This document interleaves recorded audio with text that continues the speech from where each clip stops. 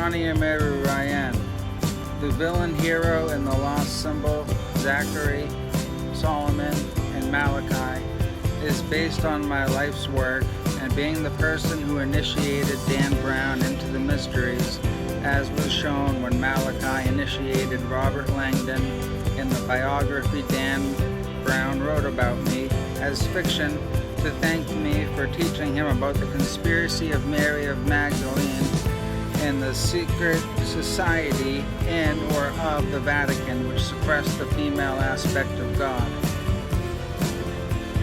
The information I shared with him about Freemasonry is not anything I learned as a Freemason, and it wasn't until approximately 15 years or so after instructing him at 487 Winnacunnet Road, where I initiated him in the cave behind the house downstairs, where I wrote music and performed my magic and prayer, that I became a Master Mason in Freemasonry, and soon after quit after my first year as Senior Deacon of the Lodge after a photo of myself astro-traveling in my sleep caused a problem with myself and that brotherhood. A lecture I called The Light That Blinds was of such immense power that the electricity surged in the building and the lights dimmed sporadically for several minutes, and I let one of the brothers know that the lights would stop blinking now,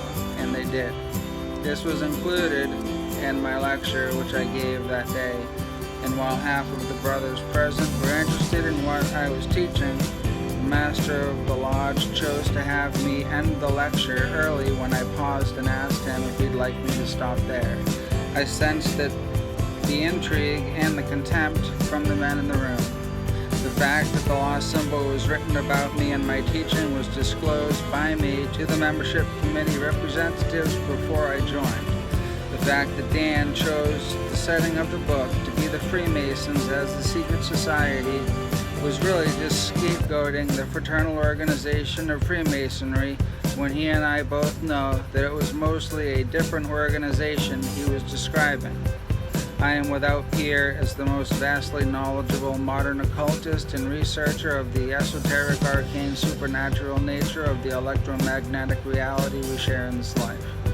My experiences with occultism were part of my role in this play of lights. It was after a long conversation with God and with His consent that I wandered into the darkness to seek the relationship with God without any intermediary. The Christian God was my buoy and my trail of breadcrumbs to find my way back. However, I went too far into the ether, and while Dan and I and many others have recognized that I am the reincarnation of Thoth the Atlantean, the plumed serpent of the hidden hand of God, sext of the order of the hidden dragon, there exist reasons why I'm not given credit publicly. Those will be described at some point. I'm here to teach you who wish to learn and will answer questions that are asked sincerely. This is a time in history when the occult is being used quietly for some in spirituality and to the detriment of others for other people. It is not a place to go. The New Age says to listen to what resonates with you. However, the New Age is polluted electromagnetically, and those with money are able to get their agenda in place far quicker than anyone is able to keep up. Nor do they understand the context or the lattice work on which this reality and illusion of reality is overlapping, how civilization was created and knowledge attained. I stay in the shade whenever possible, and I've been the darkness of the balance for a long time. I'm known by many names in history: Quetzalcoatl, Lord Pakal, Enoch, Ingashira, and many more. It was said I'd return by 2000 or 2012, and in fact it was 1999. I can recall the awakening as to who I am. Immaculate conception is not how it works when ascended masters descend to this earthly reality. Reincarnation and then forced or natural awakening has always been the route taken.